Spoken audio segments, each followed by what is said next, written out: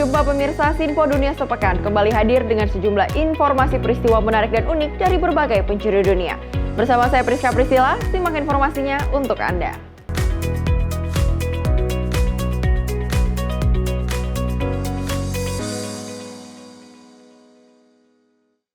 Kita awali dengan berita pertama, pemirsa pecinta olahraga musim dingin padati Lereng Resort Sagres di kawasan Siberia dengan menggunakan kostum serba luar angkasa. Pelaksanaan ini guna memperingati Hari Kosmonautika tahunan di negara Rusia. Ratusan pecinta olahraga musim dingin mengunjungi lereng Resort Sagres Siberia pada hari Sabtu lalu. Berpakaian seperti alien, astronot, dan segala sesuatu di antaranya. Semuanya untuk menandai Hari Kosmonautika di tahunan Rusia. Keturunan yang penuh warna adalah bagian dari Grelka Fest, perayaan ketinggian tinggi yang menggabungkan ski, musik, dan kostum eksentrik menjelang penutupan musim. Я думаю, здесь вопросов не должно быть. День космонавтики Гагарин однозначно первый. Априори. Я первый раз. Для меня это открытие. Я целый год о ней мечтала, потому что в прошлом году не смогла, не была просто в городе. Поэтому я целый год мечтала, целый год следила, когда будет. Я выкраивала вот себе всякие время, чтобы сюда попасть. Para penonton festival menukar jaket ski dengan pakaian luar angkasa dan baju neon, mengukir gunung dengan soundtrack DJ dan sorak-sorakan. Dari Jakarta, tim redaksi Sinpo TV. Beralih ke China, pemerintah China resmi menyelenggarakan konferensi industri robot humanoid kedua di kota Beijing. Penyelenggaraan ini bertujuan untuk menunjukkan kualitas teknologi canggih China di bidang robot humanoid dan kecerdasan buatan. Mengadakan konferensi industri robot humanoid kedua dan KTT AI terwujud di Beijing pada Selasa lalu, ketika para insinyur robot memamerkan perkembangan terbaru dari mesin mereka. Melalui pantauan yang ada, robot melambai dan memainkan instrumen untuk menunjukkan ketangkasan mereka, serta berdiri dan berjalan untuk menunjukkan fungsi gerakan yang lebih besar. 是专注做灵巧手，而且是高自由度方面的。在现场呢，可以看到我们这个展台上，然后呢有3-4款不同的灵巧手，从7自由度到10自由度，到16主动自由度，其实还有更多的没有对外开放。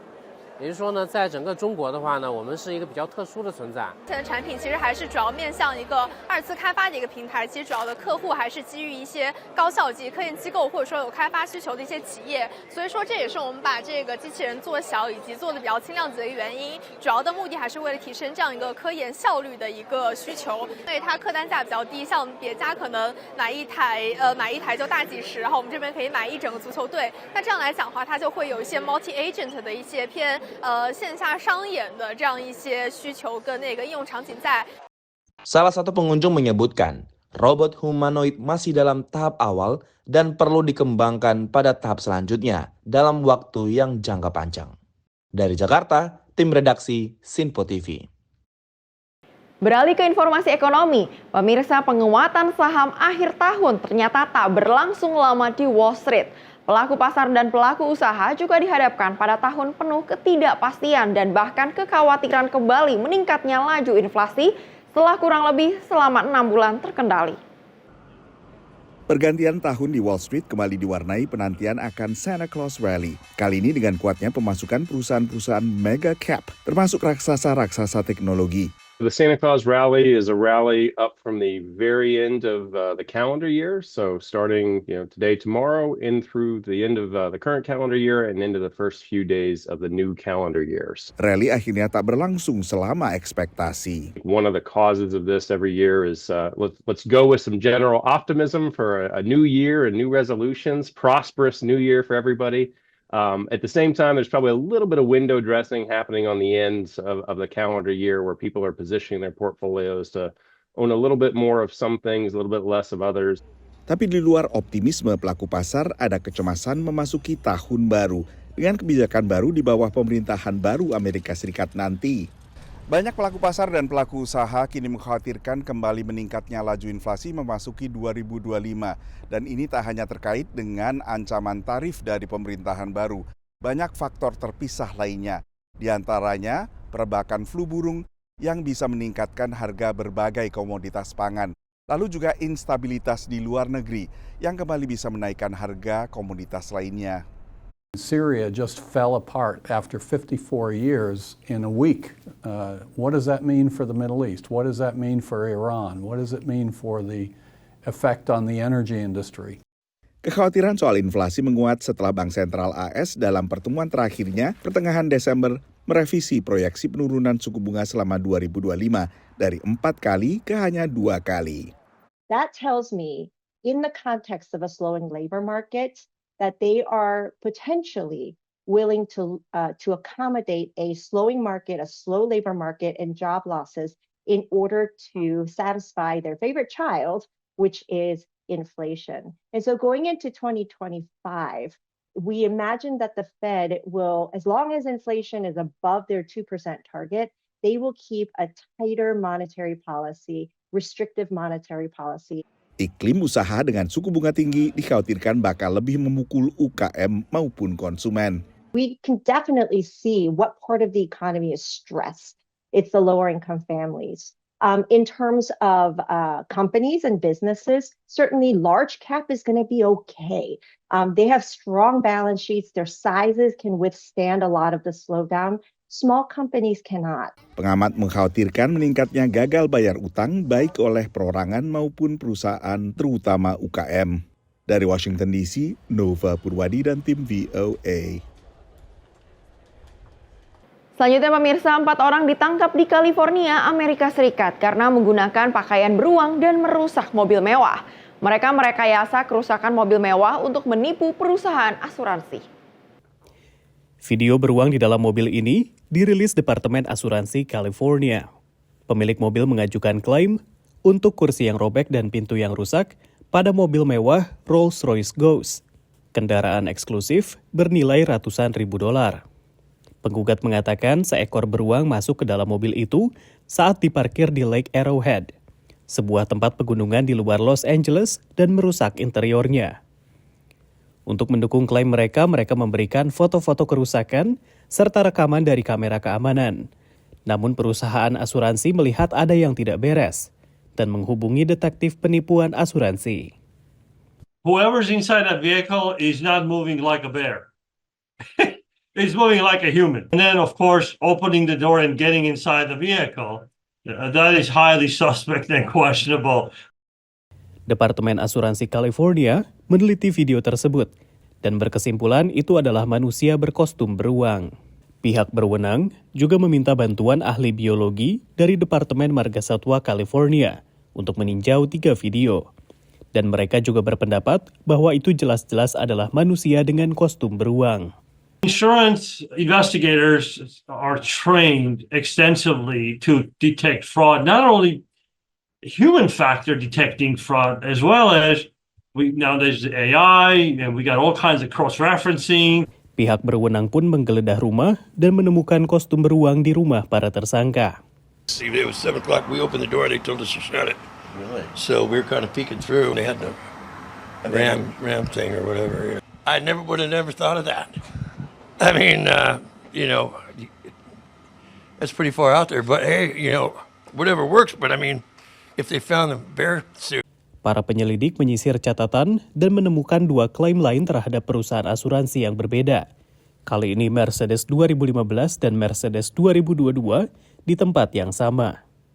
Kedua klaim tersebut juga disertai dengan rekaman video yang menunjukkan beruang yang sama mengamuk di sekitar kendaraan. 4 orang berusia sekitar 26 sampai 39 tahun didakwa melakukan penipuan asuransi dan konspirasi atas klaim tersebut, yang nilainya mencapai lebih dari 140 ribu dolar AS. Beruang hitam yang merupakan hewan asli negara bagian California memang kadang masuk ke kendaraan atau bangunan untuk mencari makanan. Pada tahun lalu, seekor beruang di kota Avon, negara bagian Connecticut, masuk ke sebuah toko roti dan memakan 60 cupcake. Sementara tahun 2022, seekor beruang di kota Cornwall, negara bagian Connecticut, masuk ke 2 mobil dan merusak bagian interiornya. Dari Arlington, Virginia, saya Rio Tuasikal dan tim VOA. Terima kasih Anda masih bersama kami di Sinpo Dunia Sepekan. Kita lanjutkan dengan informasi berikutnya, pemirsa. Wali Kota New York City, Eric Adams, tengah menghadapi tekanan hukum dan politik yang semakin besar terkait tuduhan suap dan penyelenggaraan dana kampanye. Pemerintahan Trump memerintahkan kasus hukum atas sang wali kota dibatalkan sepenuhnya.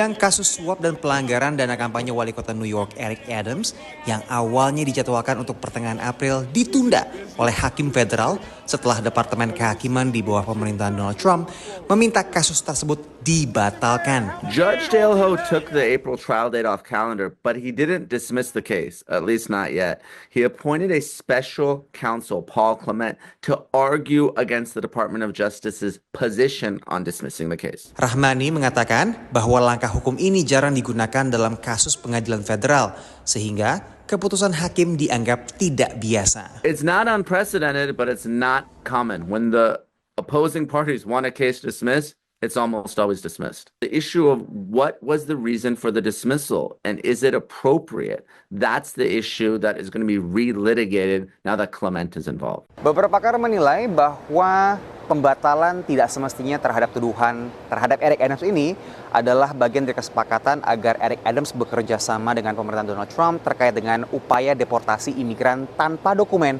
di kota New York. New York City sendiri merupakan kota suaka bagi para imigran tanpa dokumen yang menjadi target deportasi sejak bulan Januari lalu. Trump's proposal coming from the Washington office was dismissing the charges without prejudice against Mayor Adams in order, frankly, to keep him dangling so that they could keep control of him as it relates to the president's agenda, especially around immigration. So this was an intentional way for Trump to continue controlling the mayor of the city of New York. Pendukung sang wali kota bersikeras bahwa dia tidak melakukan kesalahan. There is not one iota of evidence that he have done something wrong with Trump. President Trump said so. The czar from the immigration said so. So these are opponents who never voted for him, who don't want him in office. Presiden Donald Trump juga membela Eric Adams. It looked to me to be very political.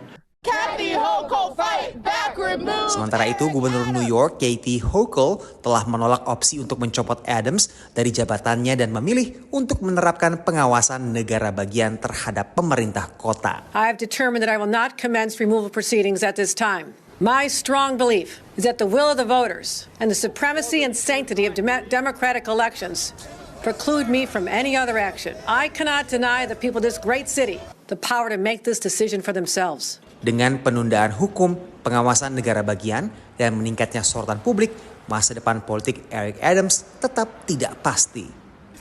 Dari New York, Randy Wicaksana dan tim VOA. Selanjutnya pemirsa, kecelakaan udara yang banyak terjadi sekitar sebulan terakhir akhirnya menekan kepercayaan warga Amerika Serikat akan keselamatan penerbangan komersial. Menurut survei AP North Center for Public Affairs Research, angka ini masih relatif tinggi dibandingkan kepercayaan terhadap modus transportasi lainnya. Sejumlah kecelakaan pesawat komersial dalam waktu relatif singkat mengusik kepercayaan warga Amerika Serikat terhadap keselamatan penerbangan. Paling parah tabrakan antara helikopter tempur dengan penerbangan American Airlines. Di Bandara Nasional Ronald Reagan di ibu kota AS menewaskan 67 orang pada akhir Januari. Americans' confidence in airplane travel has slipped a little from last year, though Americans continue to believe that air travel is generally safe. That's according to a new AP NORC poll, which found that 64% of U.S. adults say plane travel is very or somewhat safe. That's down slightly from last year when 71% said that. About 2 in 10 adults now say air travel is very or somewhat unsafe, which is up from 12% in 2024.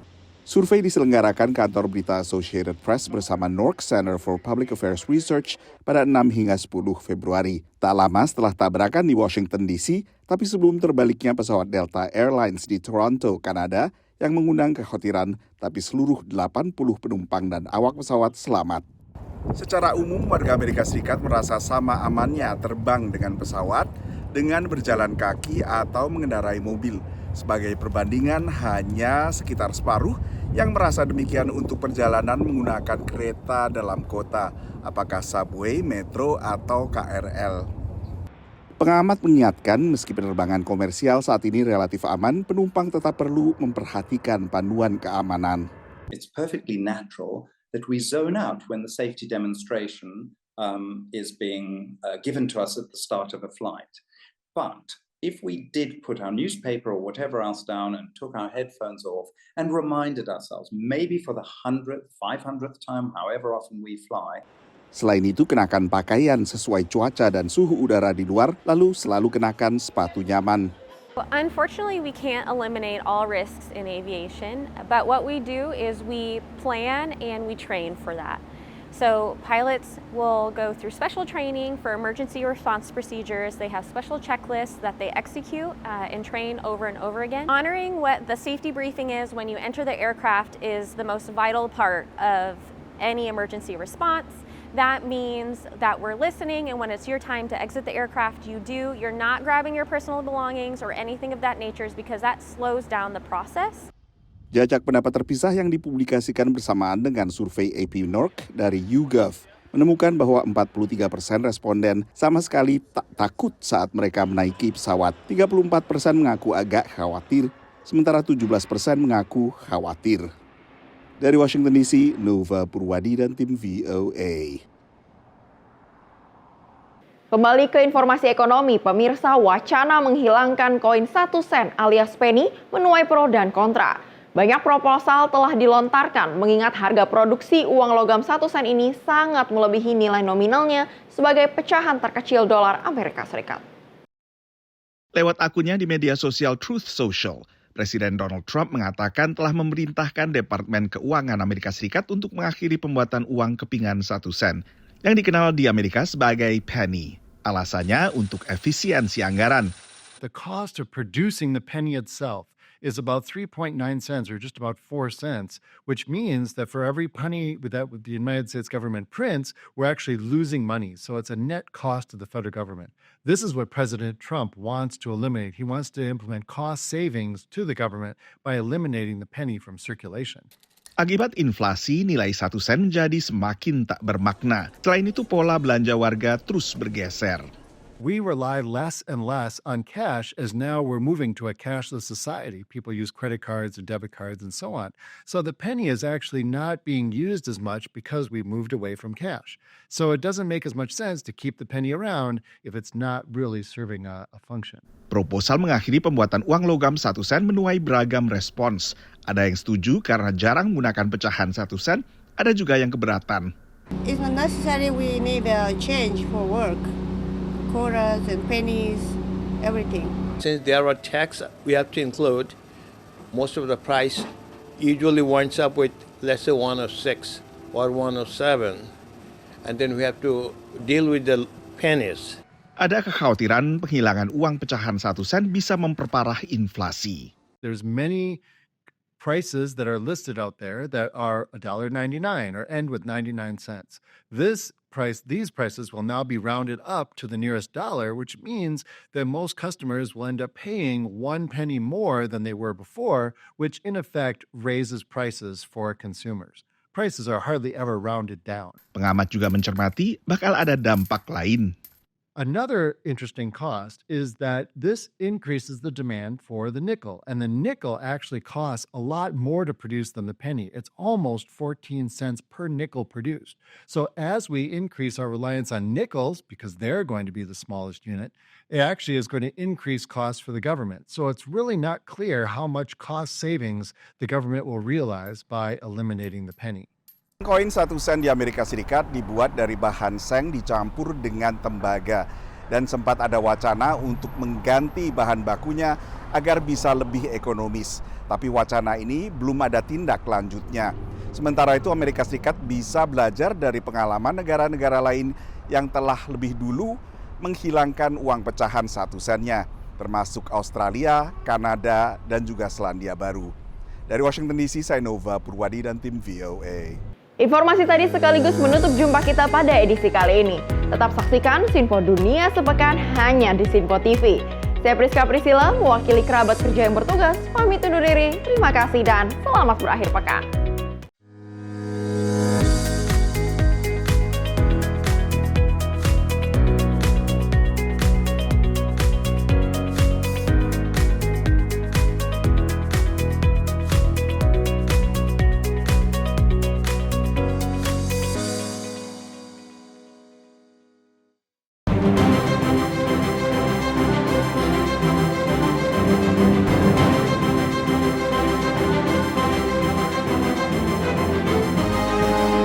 Simple TV, News, Sport, Entertainment.